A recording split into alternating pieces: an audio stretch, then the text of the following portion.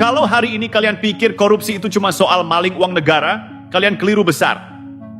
Karena yang lebih bahaya dari korupsi adalah pembiaran yang rapi, sunyi dan dilindungi dari dalam. Purbaya akhirnya buka borok. Bukan gosip, bukan asumsi, tapi permainan kotor yang selama ini cuma dibisikkan di lorong kekuasaan. Yang bikin panas, Mahfud MD akhirnya bicara. Dan tiba-tiba nama Sri Mulyani ikut disorot. Pertanyaannya sekarang cuma satu. Ini keberanian atau ini alarm terakhir sebelum semuanya ditutup rapat? Karena kalau orang dalam sudah bicara, berarti masalahnya bukan kecil. Tonton sampai habis, karena yang akan kita bongkar hari ini bukan sekadar korupsi, tapi siapa yang selama ini pura-pura nggak tahu. Ibu Sri Mulyani yang katanya Menteri Keuangan terbaik di dunia 3 kali, terbaik buat siapa? Nah, dia mengatakan kemarin, yang tidak mau bayar pajak keluar dari Indonesia. Yang 12% itu, terbaik buat Bohir, terbaik buat World Bank. Coba, buat apa jadi menteri? Kalau bukan bikin tenang rakyat, harusnya seorang menteri turunkan pajak. Betul. Itu baru menteri. Nangis karena kesian, tapi bahagia juga supaya diingat balik. Sebagian dari yang tidak di TV itu bukan menangis, mungkin tertawa atau menangis karena gembira. Karena saya menjadi korban. Dia menyita harta saya dengan aparat ratusan orang dengan cara maksa. Sehingga saya dizolimin. Karma pun terjadi, rumah dia dijarah 2 kali. Jadi saya ingatkan Bu Sri Mulyani, itu adalah hukum karma. Ingatlah, jalan pulang. Jadi orang itu harus ingat jalan pulang. Pulang tuh hanya membawa dosa. Apa yang dilakukan itu telah buat cacat dirinya. Rupanya kenapa selama ini ya, saya baru tahu. Saya ketemu dengan Jaksa Agung. Saya nggak tahu ini rahasia apa nggak. Biar aja rahasia juga. Dia nanya sama saya, Pak, gimana kalau orang pajak atau bea cukai terlibat masalah hukum? Apa tuh? Diselewengkan, kayak gini, mencuri, segala macam. Boleh nggak dihukum? Saya kan bingung tanya, hukum apa? Boleh nggak dihukum? Ya hukum aja sesuai dengan kesalahan, kan semuanya sama. Di mata hukum kan semuanya sama. Rupanya sebelum-sebelumnya dilindungi. Jadi kalau ada seperti itu, akan ada intervensi dari atas supaya jangan diganggu, karena akan mengganggu stabilitas pendapatan nasional. Itulah yang menciptakan bukan moral hazard, seperti dikasih insentif untuk berbuat dosa. Bu Ani itu terlalu protektif terhadap anak buah. Karena dalam kasus-kasus yang saya tangani itu, saya bicara langsung, Bu, yang diduga terlibat ini harus digeser dulu. Oh iya Pak, tapi tidak dilakukan juga. Karena apa? Nggak tahu, ya protektif itu, protektif. Lalu suatu saat kita bilang, Bu, ini kan masalahnya di sini, di daftar pencucian uang ini kan ada nama ini nih, pejabat penting di sini. Cuma Bu Sri Mulyani ngomong, kamu besok nggak usah datang lagi ya, kamu ada namanya di sini. Gitu. Tapi orangnya masih datang aja dan mengendalikan pembicaraan yang dari Kementerian Keuangan. Protektif itu artinya ada alasan mungkin. Protektif itu, Bu Sri Mulyani sejauh yang saya tahu itu tidak ingin anaknya dihukum, anak buahnya tuh dijadikan hukuman, karena ini menurut pengakuan orang-orang yang datang kepada saya, pada pejabat itu, saya sudah diarahkan oleh Bu Sri Mulyani mulai titik ini tobat. Biang kerok dari urusan fiskal kita selama hampir 10 tahun lebih, 13 tahun terakhir ini ya Sri Mulyani. Itu dimulai dari awal SBY sampai dengan Jokowi 10 tahun ini, ditambah lagi udah mulai dengan eranya Pak Prabowo ini. Jadi proyek gali lubang tutup gua. Jadi ini Sri Mulyani ini menyandra kita, menyandra bangsa ini untuk selalu berutang dan menciptakan APBN defisit dengan utang. Kita nggak tahu Sri Mulyani ini hantu model apa, barang apa gitu loh. Dia juga tidak punya legitimasi politik apa-apa, bukan kader partai politik, bukan aktivis, juga bukan ormas, juga bukan. Sandarannya cuma satu, USAID, World Bank sama IMF. 3 aja sandarannya. USAID-nya udah dibubarin oleh Trump karena korup. Menteri terbaik dunia atau menteri terbaik Bohir? Mari kita mulai dengan satu pertanyaan sederhana, tapi nusuk ke tulang. Kalau menteri bikin rakyat makin sesak napas, itu prestasi atau pengkhianatan? Selama bertahun-tahun, nama Sri Mulyani Indrawati dibungkus rapi dengan label prestisius, Menteri Keuangan Terbaik Dunia. Dapat penghargaan ini, dapat pujian itu. Media nasional bangga, buzzer tepuk tangan, elit angguk-angguk. Tapi masalahnya begini, penghargaan itu datang dari siapa? Dan yang lebih penting, dirasakan oleh siapa? Di titik inilah Komjen Pol, Puan Darmapongrekun datang membawa palu godam. Bukan untuk memuji, bukan untuk basa-basi, tapi untuk membongkar ilusi. Dengan nada dingin tapi tajam, Dharma bilang satu kalimat yang bikin kuping panas. Sri Mulyani itu bukan menteri terbaik untuk rakyat. Dia menteri terbaik untuk Bohir. Boom. Selesai sudah narasi manis itu. Terbaik versi siapa? Mari kita jujur sebentar. Kalau penghargaan menteri terbaik dunia datang dari World Bank, IMF, atau Lembaga Keuangan Global, wajar dong kalau publik bertanya, ini menteri terbaik untuk Indonesia atau terbaik untuk investor asing? Karena di lapangan ceritanya beda. Rakyat kecil makin kepepet. UMKM ngos-ngosan. Harga naik, pajak naik, iuran naik, negara hadir, tapi rasanya cuma datang buat nagih. Dan di tengah kondisi itu, keluar pernyataan legendaris yang sampai sekarang masih bikin orang geleng-geleng. Yang tidak mau bayar pajak, silakan keluar dari Indonesia. Loh, ini negara apa kos-kosan? Nggak sanggup bayar, suruh angkat koper? Darmapongrekun nggak bisa nerima logika itu. Menurut dia, Menteri Keuangan tugasnya menenangkan rakyat, bukan menakut-nakuti. Bukan bikin rakyat merasa jadi beban negara. Kalau pajak dinaikkan, ekonomi lagi susah, rakyat ditekan, terus bangga dapat penghargaan, itu prestasi buat siapa? Pertanyaan ini sederhana, tapi jawabannya bikin panas. Pajak 12%. Solusi atau palu godam? Kebijakan pajak, terutama PPN 12%, jadi simbol utama kritik ini. Di atas kertas tujuannya mulia, menambah penerimaan negara. Tapi di dapur rakyat, dampaknya nyata. Harga bahan pokok naik, daya beli turun. Rakyat kecil makin sering bilang, sekarang beli apa-apa mikir 2 kali. Masalahnya bukan cuma soal angka. Masalahnya soal cara pandang.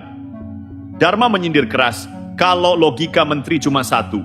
Pajak, pajak, pajak tanpa empati ke kondisi rakyat, itu bukan kebijakan, itu pemerasan legal. Pedas? Iya. Tapi banyak yang merasa relate. Karena di sisi lain, kita jarang dengar pajak diturunkan. Yang sering muncul justru narasi, negara butuh uang, APBN tertekan, rakyat harus mengerti. Pertanyaannya, kapan negara yang mengerti rakyat? Citra internasional versus realita domestik. Inilah inti tudingan Menteri Favorit Bohir. Di forum global, Sri Mulyani dielu-elukan. Dipandang sebagai teknokrat disiplin. Berani menaikkan pajak, berani jaga fiskal ketat, investor senang, lembaga global tenang. Tapi di dalam negeri, cerita lain. Rakyat merasa negara berubah jadi penagih utang. Pelaku usaha kecil merasa negara jadi polisi pajak, bukan partner. Dharma Pongrekun menohok tepat sasaran. Kalau kebijakan fiskal hanya menyenangkan pasar, tapi menyiksa rakyat, itu bukan prestasi nasional. Itu prestasi global, di atas penderitaan domestik. Dan disinilah istilah favorit Bohir jadi masuk akal. Karena Bohir butuh stabilitas angka. Butuh disiplin fiskal, butuh pajak naik, subsidi ditekan. Sementara rakyat disuruh sabar, disuruh ikhlas, disuruh nasionalis. Menteri tanpa politik, tanpa rakyat. Kritik lain yang mulai disuarakan. Sri Mulyani tidak punya basis politik. Bukan kader partai, bukan aktivis rakyat, bukan hasil pertarungan elektoral, ia teknokrat murni. Naik karena kepercayaan elit dan lembaga global. Ini bukan soal salah atau benar, tapi soal sense of belonging. Ketika menteri lahir dari proses politik, ia tahu tekanan rakyat. Ia tahu risiko kehilangan dukungan. Tapi ketika menteri lahir dari kepercayaan global, yang dijaga adalah kepercayaan pasar. Dan di titik inilah publik mulai bertanya, apakah kebijakan fiskal kita dirancang untuk rakyat atau untuk laporan lembaga internasional? Awal dari narasi besar. Apa yang disampaikan Dharma Pongrekun ini bukan gosip warung kopi. Ini bukan omongan buzzer. Ini kritik terbuka dari aparat tinggi negara yang paham sistem. Dan ini baru awal. Karena setelah pertanyaan terbaik untuk siapa muncul, maka pertanyaan berikutnya jauh lebih mengerikan. Bagaimana kalau di balik prestasi itu ada korban? Bagaimana kalau negara bukan cuma menekan, tapi juga menindas? Di bagian selanjutnya, kita masuk ke kesaksian korban langsung. Tentang aset dirampas. Tentang hukum dipermainkan. Tentang negara yang berubah jadi algojo. Kepergian Sri Mulyani tak layak ditangisi, negara berubah jadi algojo. Kalau di bagian pertama kita bicara soal citra dan kebijakan, di bagian ini ceritanya berubah drastis. Bukan lagi soal penghargaan, bukan lagi soal forum internasional, tapi soal manusia yang hidupnya dihancurkan oleh kebijakan negara. Namanya Andri Teja Dharma.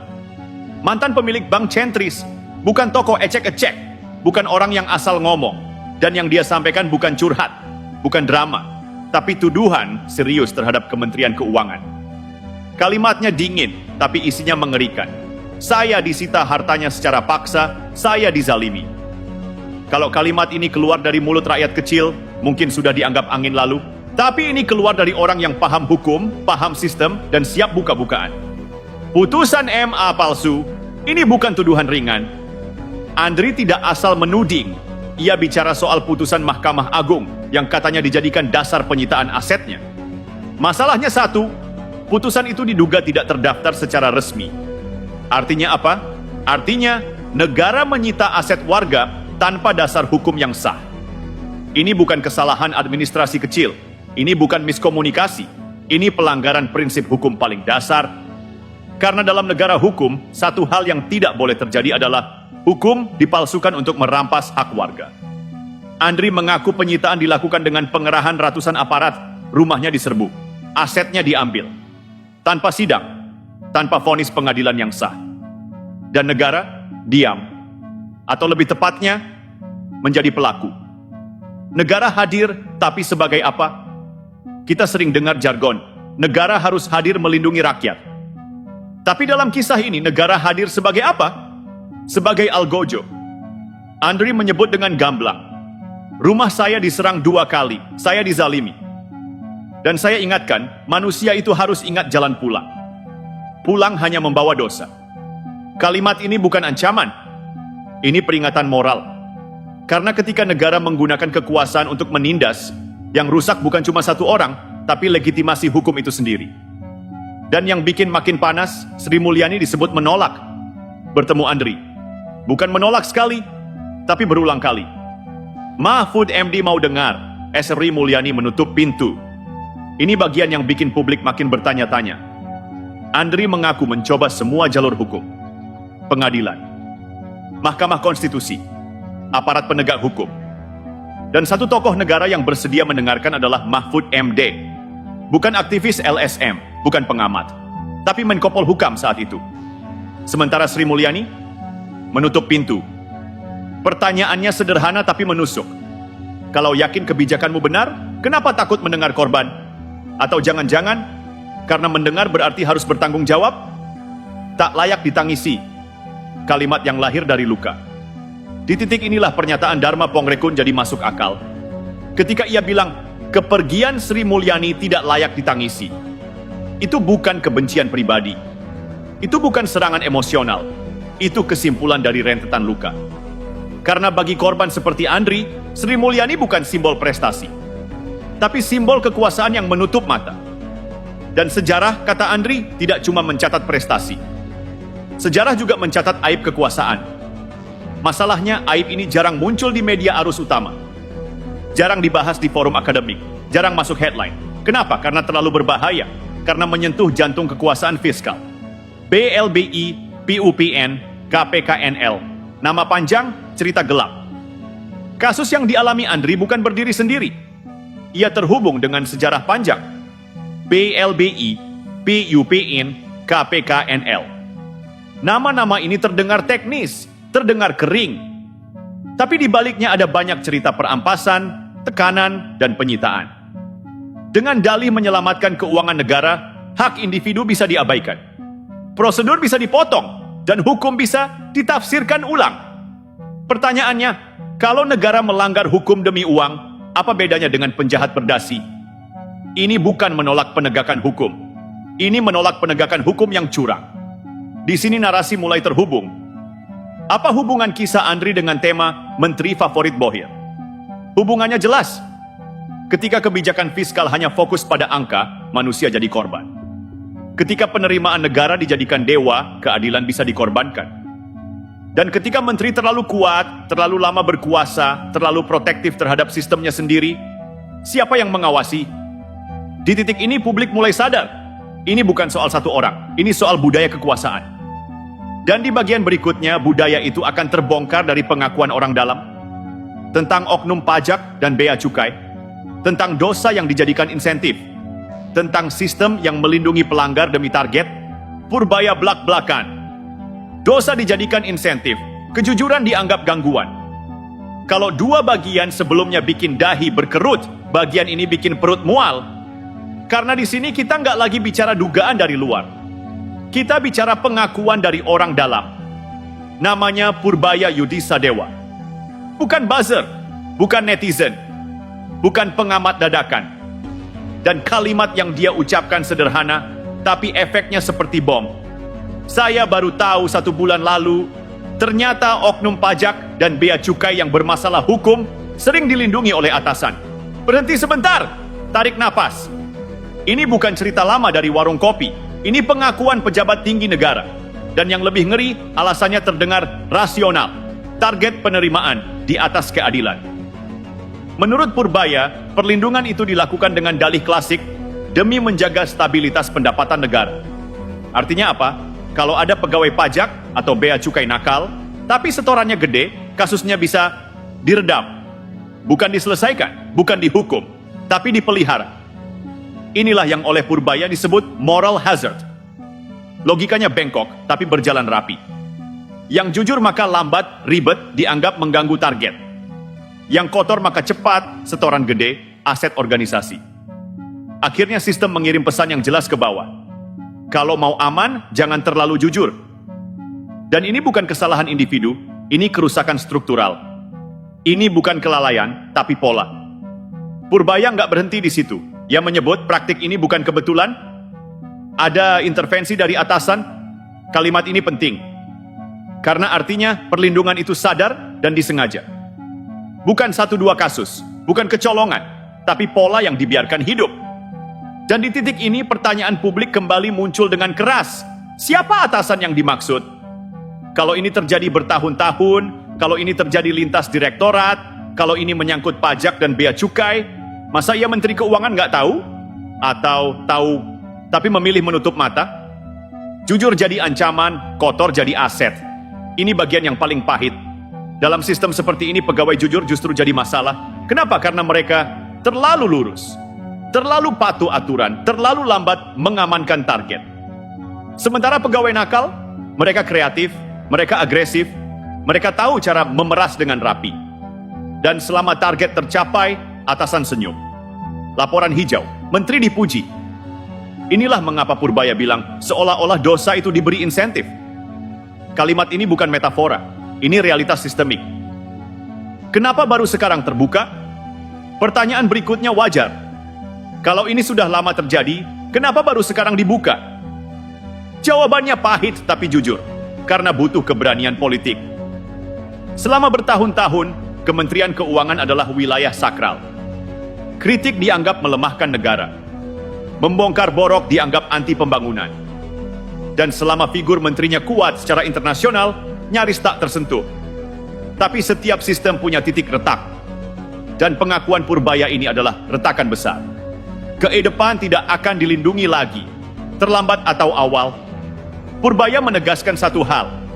Kedepan, pegawai yang jujur tidak perlu takut, yang mencuri, menerima suap, dan minta perlindungan tidak akan dilindungi lagi. Kalimat ini terdengar melegakan, tapi sekaligus menyakitkan. Karena artinya apa? Artinya selama ini memang dilindungi. Dan publik berhak bertanya, selama ini siapa yang membiarkan? Siapa yang menciptakan iklim itu? Dan siapa yang diuntungkan? Di sini narasi makin terang. Sekarang benang merahnya jelas. Rakyat ditekan lewat pajak korban, dirampas asetnya. Oknum pelanggar dilindungi. Target lebih penting dari keadilan. Ini bukan kebijakan teknis, ini arah kekuasaan. Dan ketika semua ini dibuka oleh Purbaya, muncul satu nama lagi yang menguatkan cerita ini. Bukan sembarang nama, bukan oposisi, bukan aktivis, tapi Mahfud MD. Dan apa yang dia katakan membuat narasi ini resmi, bukan gosip. Dikonfirmasi Mahfud MD, kalau korupsi cukup tobat, buat apa hukum? Kalau masih ada yang bilang semua ini cuma gosip, kalau masih ada yang nyebut ini sekadar framing di bagian ini, argumen itu runtuh total. Karena yang bicara sekarang Mahfud MD. Bukan orang sembarangan, bukan tukang sensasi, bukan oposisi liar. Mahfud MD adalah mantan ketua MK, mantan Menko Polhukam, dan orang yang paham betul mana pelanggaran hukum, mana sekadar isu. Dan pernyataannya mengunci semua narasi sebelumnya. SRI Mulyani terlalu protektif. Kalimat yang berat. Mahfud secara terbuka menyebut bahwa Sri Mulyani dikenal sangat protektif terhadap anak buahnya. Ini bukan pujian, ini peringatan. Protektif dalam konteks ini bukan membina, bukan mendidik, tapi melindungi dari konsekuensi hukum. Mahfud bahkan menyebut ada pejabat eselon 1 yang mengaku. Mereka diarahkan untuk bertobat dan tidak diproses hukum. Stop. Kalau pelanggaran serius cukup dengan tobat, pertanyaannya sederhana. Buat apa hukum? Buat apa KPK? Buat apa penegak hukum? Buat apa rakyat takut melanggar aturan? Hukum tajam ke bawah, tumpul ke atas lagi. Narasi klasik ini kembali terbukti. Rakyat kecil telat bayar pajak, maka dikejar. UMKM salah administrasi, maka didenda. Pegawai rendah salah sedikit disangsi. Tapi pejabat tinggi yang punya jaringan, yang pegang target penerimaan, tobat. Selesai. Mahfud mengonfirmasi bahwa ketika kemudian muncul bukti lanjutan, tetap tidak ada tindakan tegas. Artinya apa? Artinya bukan cuma salah orang, tapi salah sistem yang dilindungi dari atas. Ini bukan gosip, ini pengakuan negara. Di titik ini semua kepingan puzzle nyambung. Dharma Pongrekun menjadi kritik arah kebijakan. Andri Teja Dharma, kesaksian korban. Purbaya, pengakuan praktik internal. Mahfud MD, konfirmasi perlindungan struktural. Ini bukan kebetulan, ini pola. Dan pola ini terjadi lebih dari 1 dekade. 1 menteri, banyak presiden. Fakta lain yang bikin publik tercengang. Sri Mulyani menjabat Menteri Keuangan di era SBY, lanjut Jokowi, bahkan masuk awal era Prabowo. Lebih dari 10 tahun, pertanyaannya bukan soal kemampuan, tapi soal akuntabilitas. Kalau satu orang pegang kendali fiskal terlalu lama, siapa yang mengoreksi? Dan selama periode itu, apa yang terjadi? Utang negara naik. APBN defisit struktural. Skema gali lubang tutup lubang berulang. Apakah ini semata kondisi global? Atau pilihan kebijakan? Legitimasi politik? NOL? Kekuasaan? Maksimal. Kritik lain yang terus muncul. Sri Mulyani tidak punya legitimasi politik langsung. Bukan hasil pemilu. Bukan kader partai. Bukan representasi basis massa. Tapi kekuasaannya sangat besar. Ia bersandar pada kepercayaan. World Bank, IMF, Forum Global, Yayasan Internasional. Sekali lagi, ini bukan otomatis salah. Tapi ketika kebijakan lebih selaras dengan selera global daripada napas rakyat, kritik menjadi sah. Agen asing, cuma canda, mungkin. Tapi, isu agen asing memang sudah diklarifikasi sebagai candaan. Tidak ada bukti hukum. Dan itu penting untuk ditegaskan. Tapi publik bukan bodoh. Yang dipertanyakan bukan label, tapi jejaring. Kenapa hampir semua pujian datang dari luar? Kenapa kritik dalam negeri sering dianggap gangguan? Kenapa kebijakan terasa dingin dan teknokratis? Pertanyaan-pertanyaan ini tidak bisa dijawab dengan candaan. Rangkap 30 jabatan, etis atau rakus. Fakta lain yang bikin panas, Sri Mulyani disebut memegang hingga 30 jabatan ex officio. Secara hukum, menteri memang tidak boleh menerima lebih dari 1 gaji. Tapi honorarium masih mungkin. Dan bukan cuma menteri, disebut pula pejabat eselon 1 yang merangkap komisaris BUMN dengan penghasilan fantastis. Sementara di bawah, pengangguran struktural, kesempatan sempit, anak muda rebutan 1 kursi. Ini bukan soal legal, ini soal kepatutan. Akhirnya, semua ini membentuk satu narasi besar. Sri Mulyani mungkin menteri terbaik versi global.